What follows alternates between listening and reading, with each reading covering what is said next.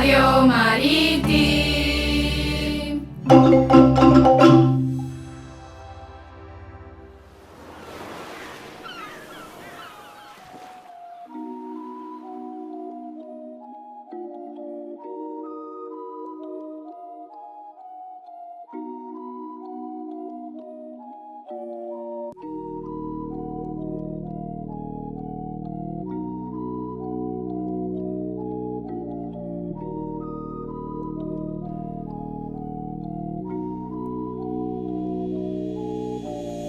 Empezamos rapeando en este barrio sin mando, nuestros versos van sonando, sin ton ni son, vamos cantando. La avenida del puerto tiene el encanto de una flor, pero dentro de unos años todo esto estará peor. La gente ya no quiere oro, solo un rap sonoro en un barrio oscuro en el que hay personas con futuro. La avenida del puerto siempre está cantando, coches pasando, personas timando, sueños sin cumplir, queriendo sufrir, queriendo ser libres sin poder huir.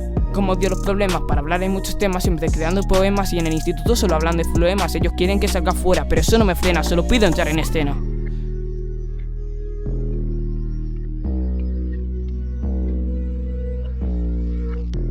Mi barrio el que tiene problemas, condenas, dilemas. La Creu del Grau es nuestro barrio. Si sigues sin mirarlo no podrás disfrutarlo. The people are horrified. If you want to survive, you must trade. Here there's hardly any aid. This area for people is not made.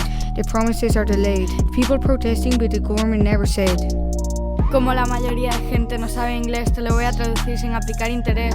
La gente está horrorizada. Si quieren sobrevivir, Aquí de hospitalidad no hay nada. esta zona no está hecha para vivir. Las promesas están retrasadas, la gente protesta. Pero el gobierno nunca actúa, la cosa demasiado cuesta.